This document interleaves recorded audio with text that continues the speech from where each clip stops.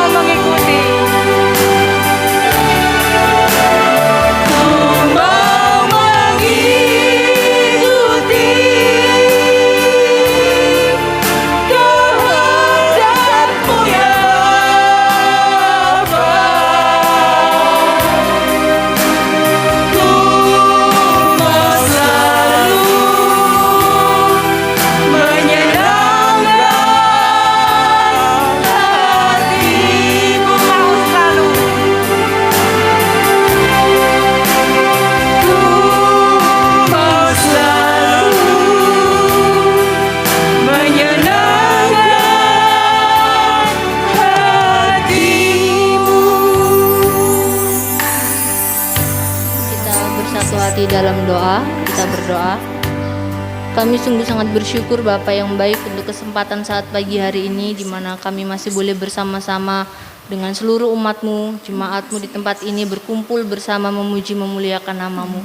Bapa yang baik, kami sudah menaikkan setiap puji-pujian kami, penyembahan kami. Biarlah Engkau yang bertata dalam setiap pujian dan penyembahan kami saat pagi hari ini. Tiba saatnya kami akan mendengarkan kebenaran firman-Mu. Biarlah Roh Kudus-Mu hadir tengah-tengah kami, mengurapi setiap kami yang hadir saat pagi hari ini. Yang kami rindukan adalah kami mau menjadi pelaku-pelaku kebenaran firman-Mu. Berikan kami hati seorang hamba dan telinga seorang murid Bapa, yang kami boleh melakukan seluruh kebenaran firman Tuhan dalam kehidupan kami. Bapa yang baik, Engkau memberkati ruangan yang kami pakai dan hamba-Mu. Biarlah urapan Tuhan turun atas kehidupan kami semua dan Engkau lawat setiap kehidupan kami. Ada satu kuasa yang tidak senang dengan apa yang kami kerjakan saat pagi hari ini. Biarlah Engkau halukan semua daripada kami dan firman-Mu boleh kami nikmati saat pagi hari ini. Kami kembalikan segala ucapan syukur kami dan kami pertaruhkan pemberitaan Tuhan saat pagi hari ini ke dalam tangan pengasihan Tuhan. Haleluya, kami sudah berdoa dan mengucap syukur. Amin. Shalom. Sekali lagi shalom.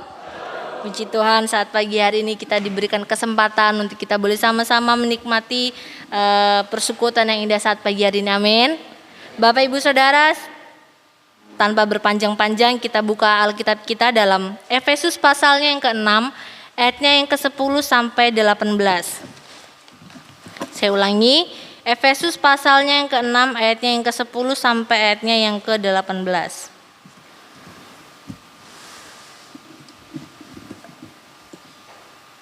Semua sudah menemukan? Amin. Kita akan baca ayat ini secara bersama-sama supaya tidak ada yang berdiam. Nah, nanti saya akan bacakan ayatnya yang genap, Bapak Ibu sekalian akan bacakan ayat yang ganjil. Efesus pasalnya yang ke-6, ayatnya yang ke-10 sampai ayatnya yang ke-18. Di sini dengan perikop perlengkapan rohani ayat yang ke-10. Akhirnya hendaklah kamu kuat di dalam Tuhan, di dalam kekuatan kuasa-Nya.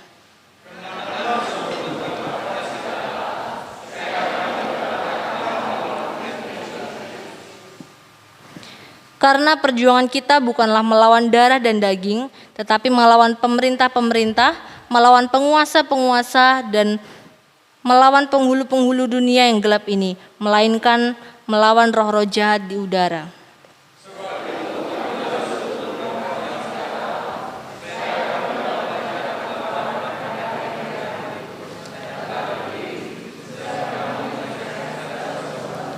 Jadi, berdirilah teguh, berikat pinggangkan kebenaran, dan berbaju zirakan keadilan.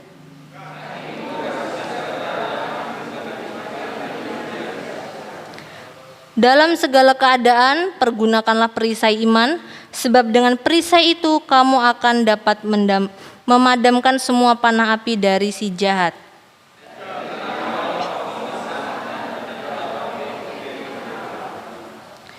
Ayat yang terakhir, dalam segala doa dan permohonan, berdoalah setiap waktu di dalam roh dan berjaga-jagalah di dalam doamu itu dengan permohonan yang tak putus-putusnya untuk segala orang kudus. Amin. Saya memberikan tema sederhana saat pagi hari ini, pertarungan iman yang baik. Ya, Bapak Ibu Saudara, kalau kita ketahui kitab ini ditulis oleh Rasul Paulus yang ditujukan kepada jemaat yang ada di yang ada di Efesus. Nah, dari nats ini saya dan saudara diajarkan bahwa sebagai orang percaya, lawan kita bukanlah darah dan daging, ya. Lawan kita melainkan penghulu-penghulu di udara. Nah, atau dengan sebutan lain, lawan kita yaitu iblis, kayak gitu. Nah, iblis bisa menjadikan manusia sebagai alat untuk menjatuhkan sesama, seperti itu. Nah, Bapak Ibu, seringkali kita mendengar khotbah ini dan tidak sedikit dari hamba-hamba Tuhan yang menyampaikan tentang kitab Efesus pasal yang ke-6 ayatnya yang ke-10 ini. Nah, di sini kita juga diingatkan kembali tentang apa saja sih kebutuhan kita sebagai orang-orang percaya. Kita diingatkan kembali apa saja yang harus saya kenakan ketika saya bisa terus maju untuk menjadi orang yang memiliki iman yang teguh di dalam Tuhan. Di sini kita akan sama-sama belajar. Yang kita perlu ketahui di sini dalam ayatnya yang ke-10 sampai ayatnya yang ke-18, di sini ada beberapa perlengkapan yang harus dimiliki oleh orang percaya, orang Kristen. Kita ini adalah orang-orang yang sudah diselamatkan. Nah, dalam ayatnya yang ke-11 sampai ayat yang ke-12, di sana ada pengulangan kata. Ya, kalau Bapak Ibu perhatikan ada pengulangan kata, yaitu kata melawan. Ya, jadi beberapa kali kata ini diulangi sebanyak 5 kali. Di sini kita diingatkan bahwa Paulus berbicara tentang perang rohani orang percaya dan hendak memperkenalkan dia dengan berbagai-bagai hal yang baru, yang menjadi kekuatan bagi orang-orang Kristen, seperti itu.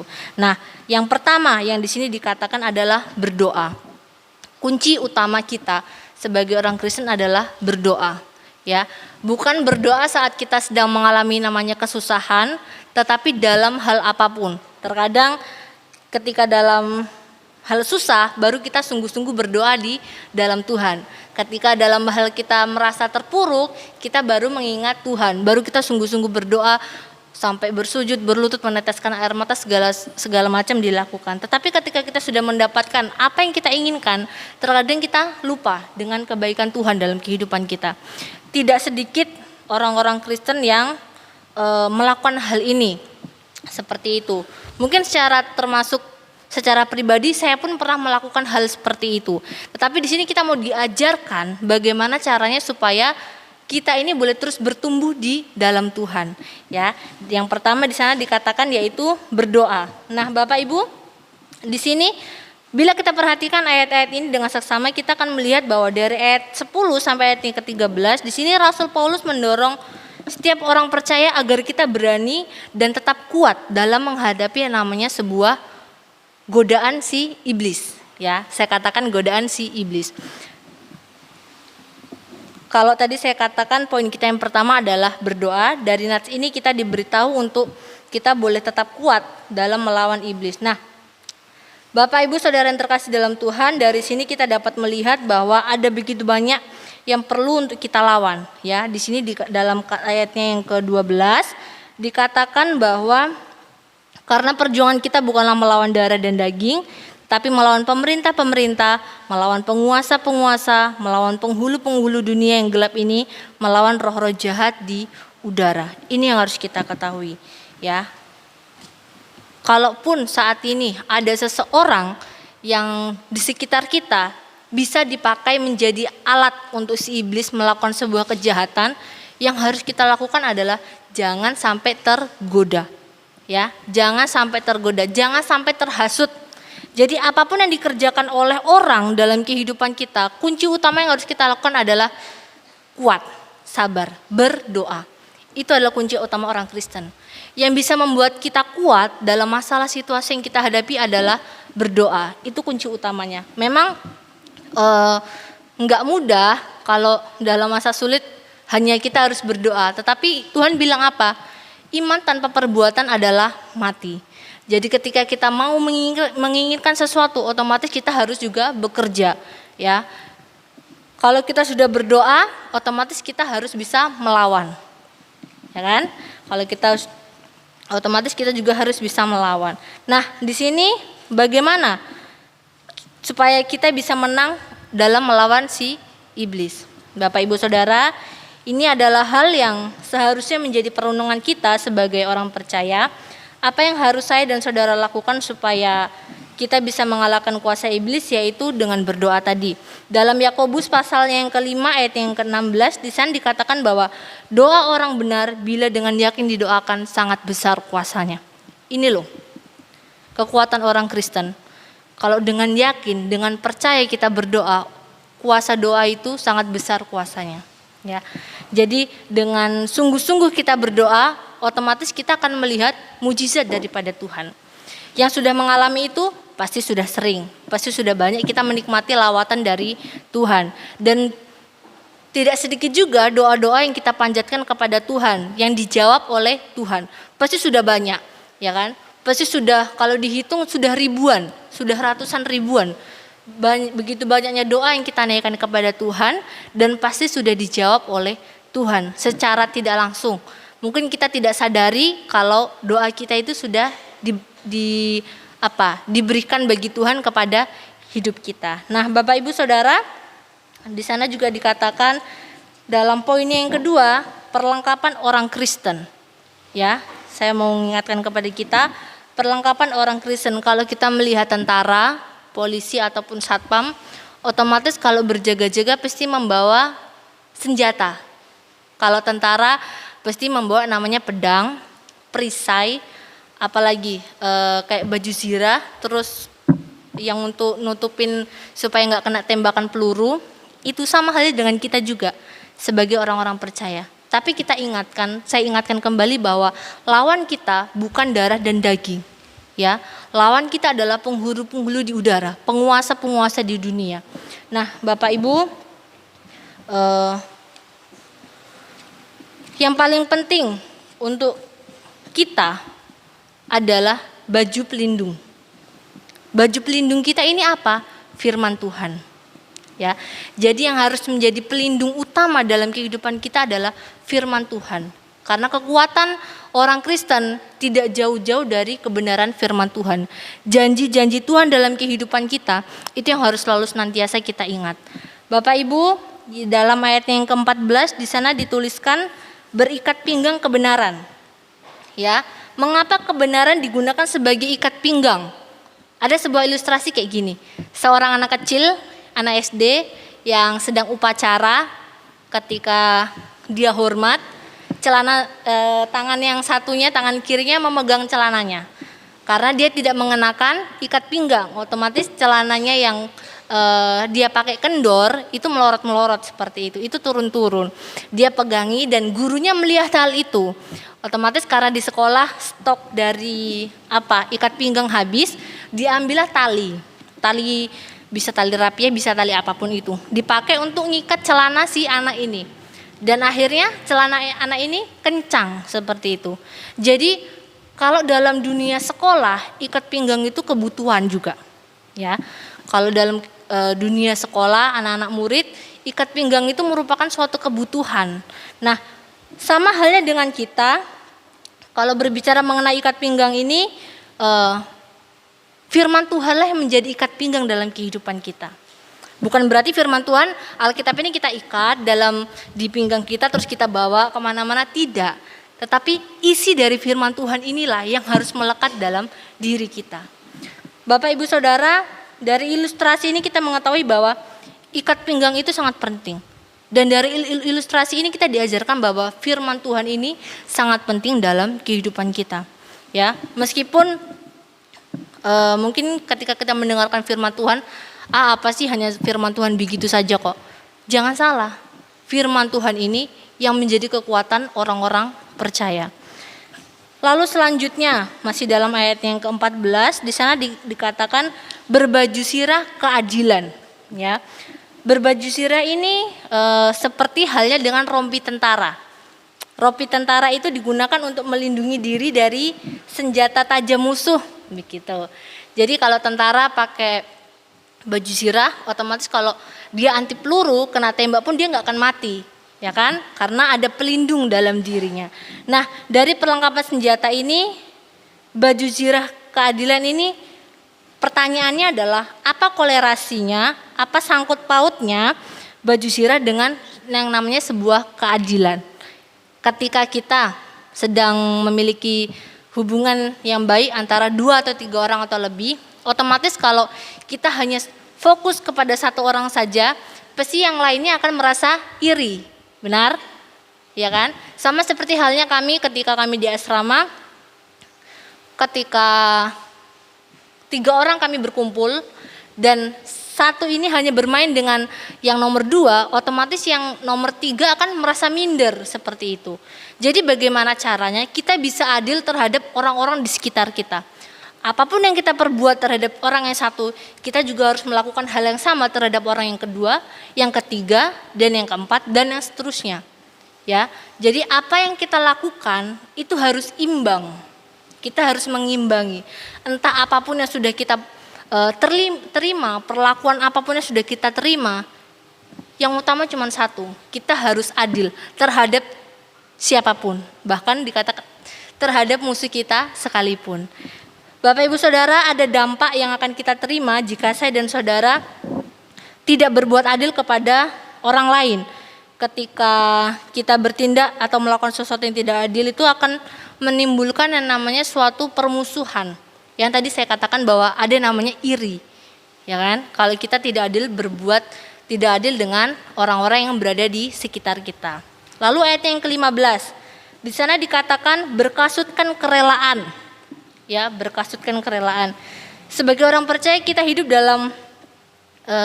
dengan kasut kerelaan itu seperti alas kaki, seperti itu. Nah, seperti alas kaki, ketika kita berjalan, otomatis kita akan meninggalkan yang namanya sebuah jejak. Bapak Ibu, sebagai orang Kristen, kita bukan sekedar orang Kristen, sebagai orang percaya, kita tidak harus memberikan segala sesuatu kepada orang-orang di sekitar kita, ya, harus uang, harus barang, pokoknya materi, tidak harus dengan itu. Ketika kita singgah ke rumah orang dan kita berbuat baik, otomatis kita sudah meninggalkan jejak yang baik kepada rumah yang kita datangi, kepada orang-orang yang kita temui. Sama halnya dengan berkasutkan kerelaan, kita rela menerima apapun dan kita rela memberi apapun.